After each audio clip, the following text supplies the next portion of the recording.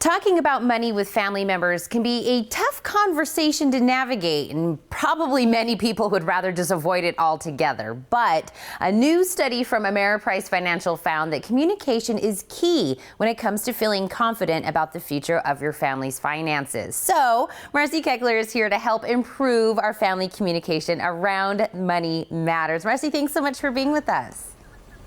Thank you. My pleasure to be here. You know what, are families actually having this conversation about money, even though it's a little awkward?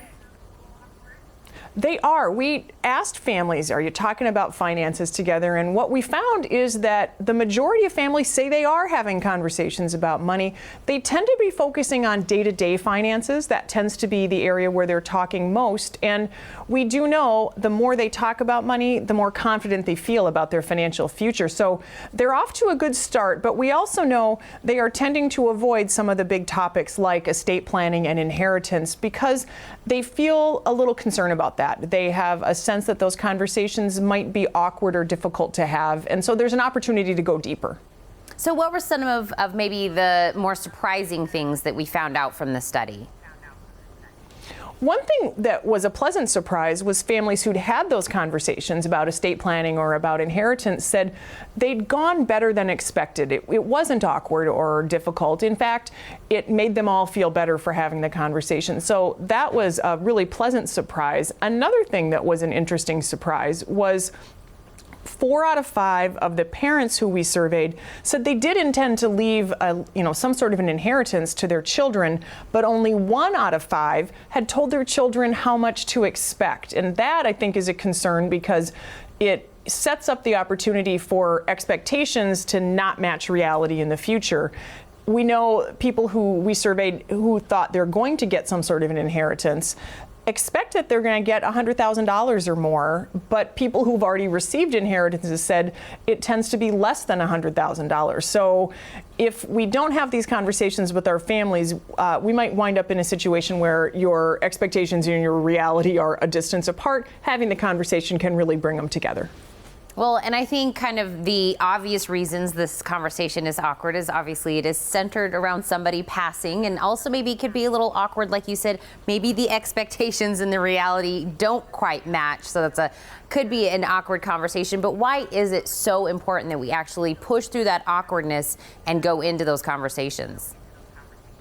I think one of the key lessons is that when people wait, it can add financial stress to times that are already stressful. 9 out of 10 of the adult children who we surveyed said their trigger to have this conversation was some sort of a life-changing event in their family.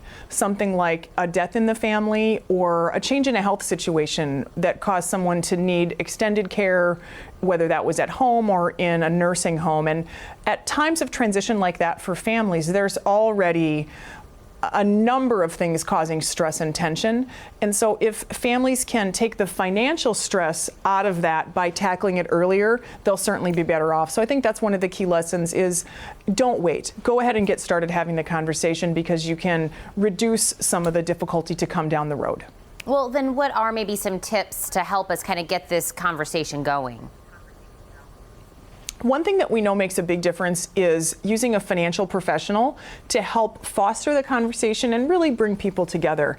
59% of the baby boomers who we talked to were using a financial professional to help them, and they reported that that made a big difference and helped them have these conversations with their family members.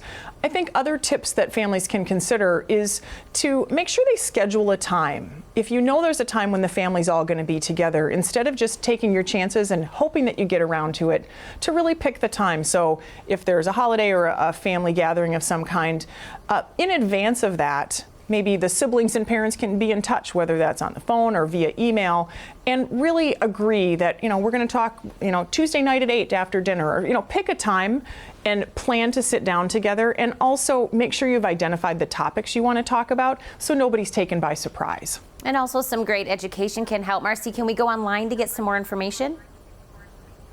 You absolutely can. We have lots of great information at our website, ameriprise.com/familywealth. And one of the key lessons there is make sure if you've done the work to lay out a will and all the other important documents, your family knows where to find them. That's one of the key tips, and you can see more at ameriprise.com/familywealth. Well, thank you so much for talking about such a great topic today that, like we said, is very important to every family. Thanks, Tina. Don't go anywhere. The Morning Blend will be right back.